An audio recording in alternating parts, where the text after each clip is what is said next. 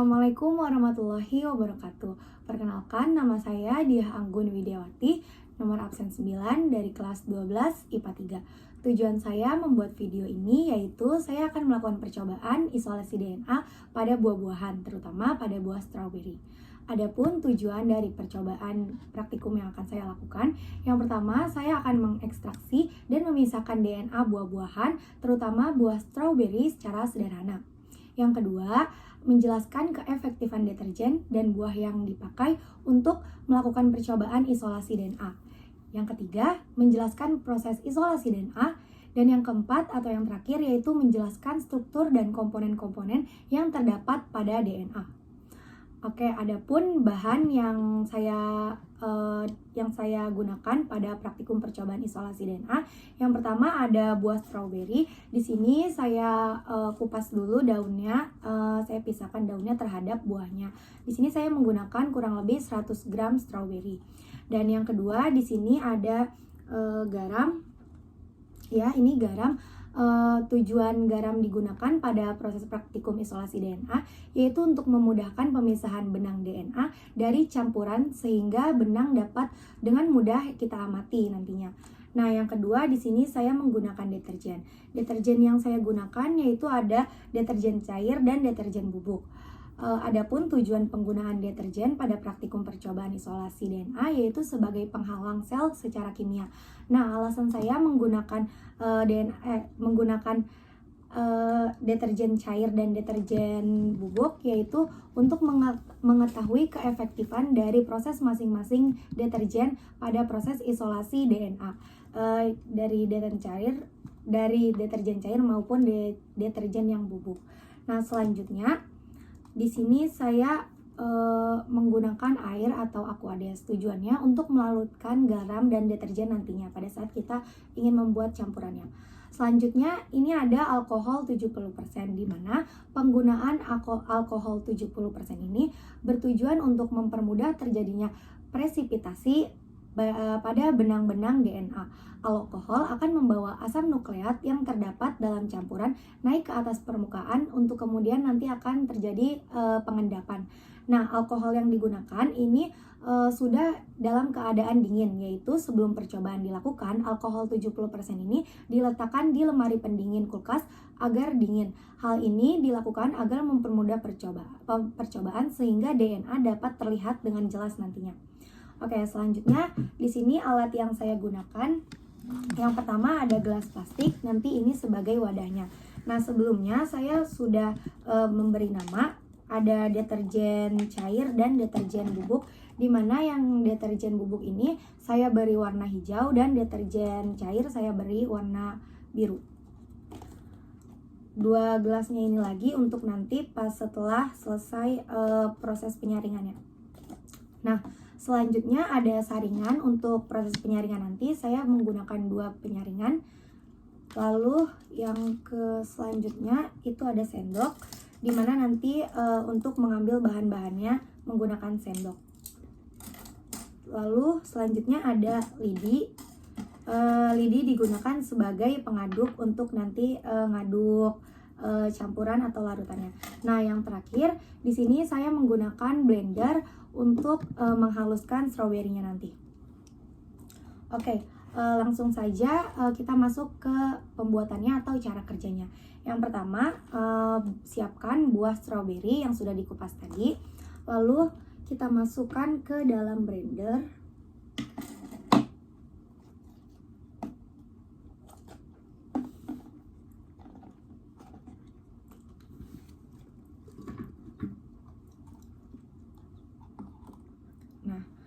Setelah itu kita tambahkan sedikit air atau secukupnya saja biar tidak terlalu serat.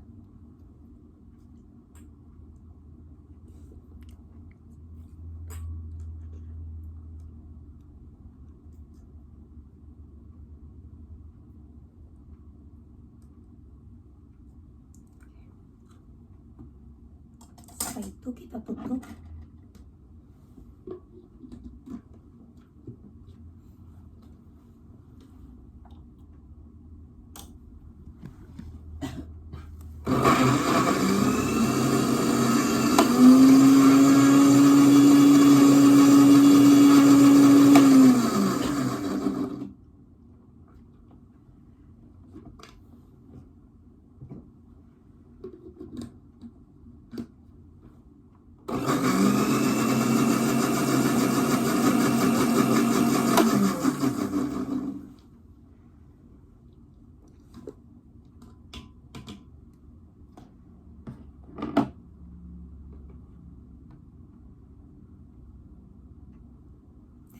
setelah selesai, masukin ke wadahnya.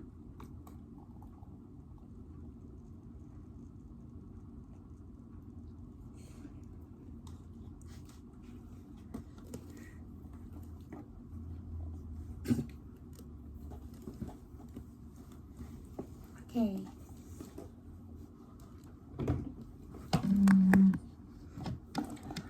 Setelah itu,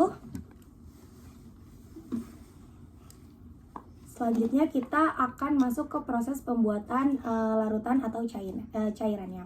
Yang pertama, siapkan wadah atau gelas plastik. Lalu kita masukkan 2 sendok garam di masing-masing gelasnya.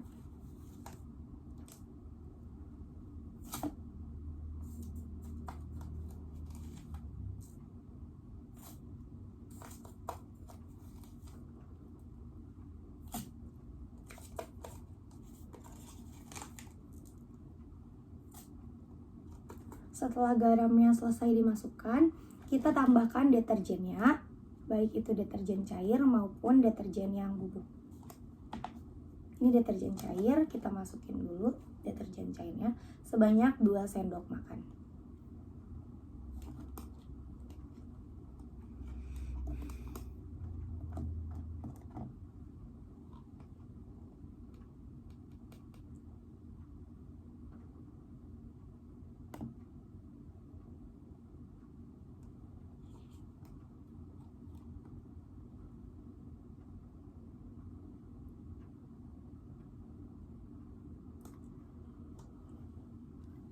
Setelah itu kita tambahkan ke gelas yang kedua, yaitu deterjen bubuknya, sama sebanyak 2 sendok makan.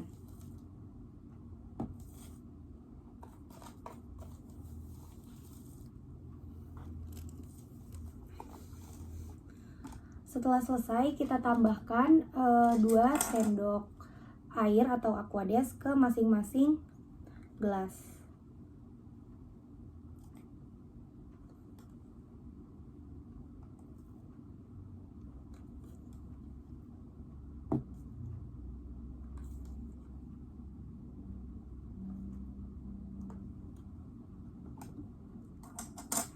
Nah, selanjutnya kita aduk hingga merata menggunakan lidi. Nah, hal yang perlu diperhatikan pada proses pengadukan ini, kita harus mengaduk secara perlahan dan tidak terlalu keras. Nah, karena akan menimbulkan busa yang banyak sehingga sulit untuk mengamati karena tertutup busa yang keluar dari pengadukan yang begitu keras.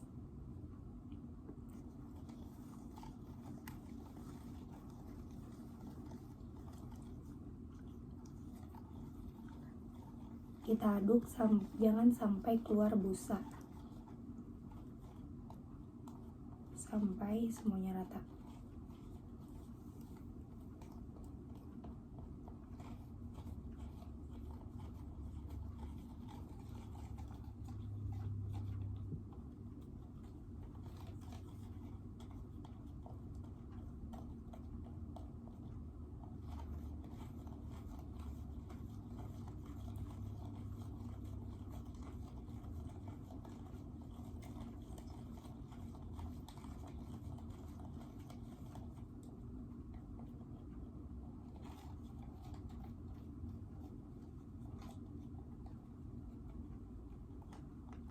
Lalu kita aduk lagi ya menggunakan deterjen bubuk.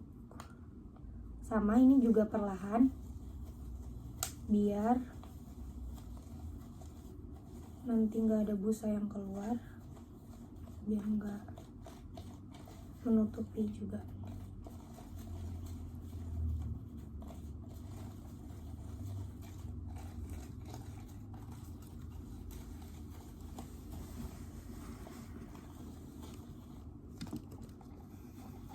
Oke. Nah, selanjutnya kita tambahkan 2 sendok buah stroberi ke dalam campuran yang sudah kita buat tadi.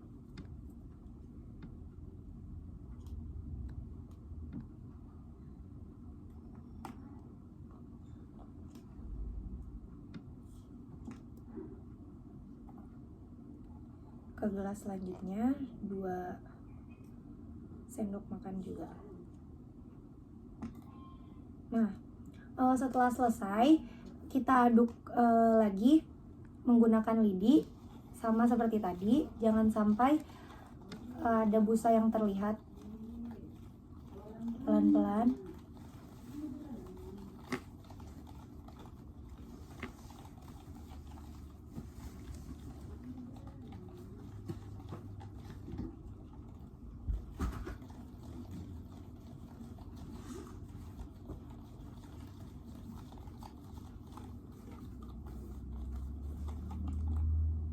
Kita aduk yang satunya lagi, yang deterjen bubuk, hingga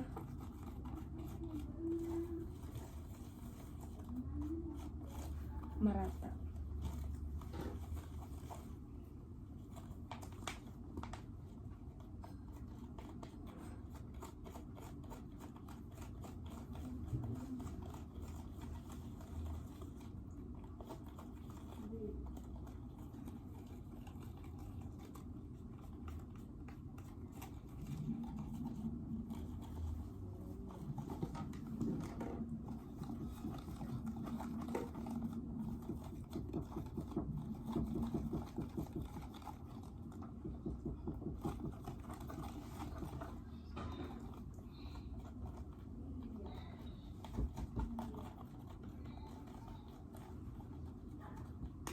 Nah, setelah selesai kita akan lanjut ke proses penyaringan. Kita akan menunggu hingga sari buahnya tersaring semua. Nah, sebelum lanjut ke proses penyaringan, di sini terlihat kalau yang yang dicampur dengan deterjen bubuk itu warnanya seperti keunguan hitam pekat. Tapi kalau yang deterjen cair itu tuh warnanya merah. Nah, kita akan melakukan proses penyaringan di gelas yang berbeda. Saya sudah tulis juga, ini ada deterjen bubuk dan ini yang deterjen cair. Yang deterjen cair, saringannya ditaruh di atasnya, lalu kita tuang.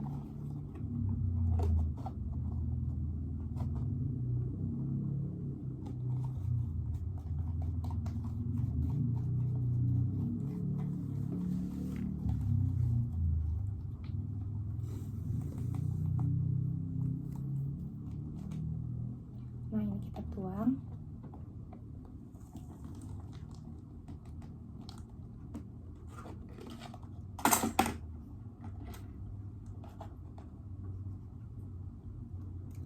Setelah itu kita gunakan saringan yang satu lagi untuk yang deterjen bubuk.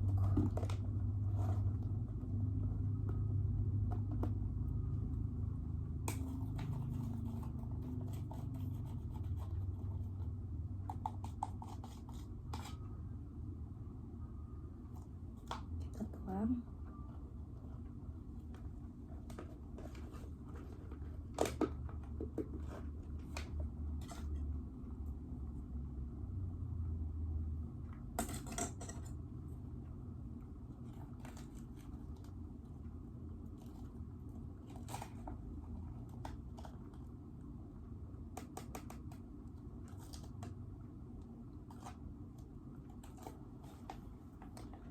Nah, ini penampakan dari deterjen cair yang sudah kita tambahkan dengan buah stroberi, dan ini yang deterjen bubuknya. Nah, perlu diperhatikan pada step ini, pada saat penyaringan itu tidak perlu ditekan-tekan ya, karena akan mengganggu proses isolasi DNA-nya. Nah, kita akan tunggu beberapa saat. Nah, jadi setelah selesai dari proses penyaringannya, kita akan lanjut ke step selanjutnya, yaitu penambahan alkohol pada campuran yang sudah kita buat tadi. Di sini yang pertama, ini merupakan larutan dari yang deterjen cair ditambah dengan campuran yang sudah tadi kita buat. Itu warnanya merah segar setelah disaring. Nah, ini yang deterjen bubuk, warnanya itu ungu kehitaman pekat banget. Nah, kita singkirkan dulu saringannya. Nah, estimasi waktunya sendiri untuk memperoleh hasil seperti ini itu sekitar 1 jaman.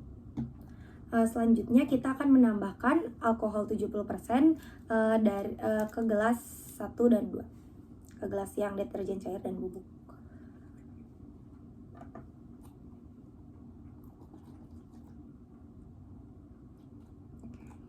dulu. Nah, perlu diperhatikan untuk penambahan alkoholnya itu peletakannya itu di pinggir-pinggir gelasnya agar lapisan tengahnya itu tidak hancur. Penambahannya itu sebanyak 2 sendok makan. Nah, yang pertama aku mau tambahin ke ini, yang deterjen bubuk terlebih dahulu. Kita tambahin.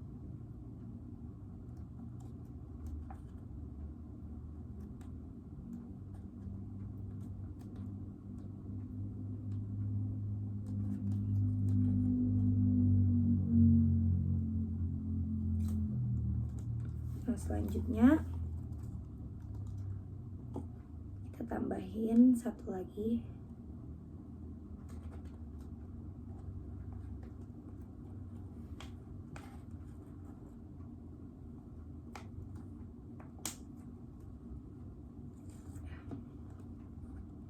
Ini sudah selesai, kita tambahkan 2 sendok.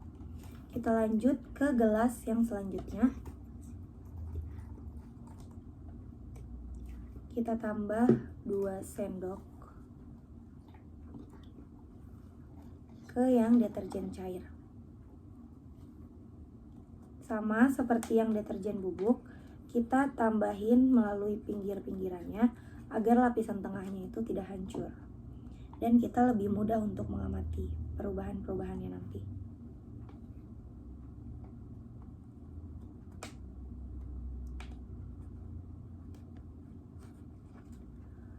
Oke, selesai. Setelah selesai, kita akan tunggu beberapa saat sambil kita mengamati perubahan apa yang akan terjadi. Nah, jadi dari pengamatan dan hasil yang sudah saya amati tadi, yaitu pengamatan yang dapat saya ambil, yang pertama pada deterjen cair dapat dilihat bahwa warnanya itu merah segar ya, dan terdiri dari 3 lapisan, di mana pada lapisan pertama atau lapisan atas itu berwarna putih bening dan merupakan lapisan alkohol, di mana tadi kita sudah tuangkan alkohol 70% ya. Dan yang kedua itu lapisan yang tengah merupakan lapisan DNA, warnanya itu merah keputih-putihan. Dan yang ketiga atau yang terakhir itu lapisan terbawah, warnanya itu merah segar dan dapat disebut lapisan endapan. Adapun estimasi waktu yang dibutuhkan yaitu sekitar 25 menit. Benang-benang yang terbentuk itu berwarna putih, ukurannya kecil dan samar-samar terlihat. Selanjutnya ada pada larutan deterjen bubuk, di mana dapat terlihat dengan jelas bahwa deterjen bubuk itu warnanya ungu, kehitaman dan pekat. Sama pada deterjen cair terdiri dari 3 lapisan, yaitu ada lapisan pertama atau lapisan yang paling atas itu lapisan alkohol yang sudah kita tambahkan alkohol 70% tadi, dan lapisan yang kedua itu warnanya ungu kehitaman pekat, itu merupakan lapisan DNA, dan yang ketiga yang terakhir itu lapisan yang terbawah disebut lapisan endapan yang berwarna ungu keputih-putihan. Adapun estimasi waktu yang dibutuhkan yaitu sekitar 10 menit. Benang-benang yang terbentuk juga warnanya putih, ukurannya besar dan mudah terlihat. Jadi kesimpulan yang dapat diambil dari praktikum isolasi DNA yaitu penggunaan deterjen mempengaruhi proses isolasi DNA. Baik itu deterjen cair maupun deterjen bubuk. Dan hal-hal yang mempengaruhinya diantara lain ada warna, waktu maupun benang-benang DNA yang dihasilkan. Dimana pada larutan deterjen cair warnanya itu lebih segar, waktunya lebih lama, dan benang-benang DNA yang dihasilkan itu samar-samar terlihat. Sedangkan pada deterjen bubuk itu warnanya lebih pekat, waktunya lebih cepat, dan benang-benang DNA jauh lebih terlihat dan jauh lebih tebal. Sekian video dari saya. Wassalamualaikum warahmatullahi wabarakatuh.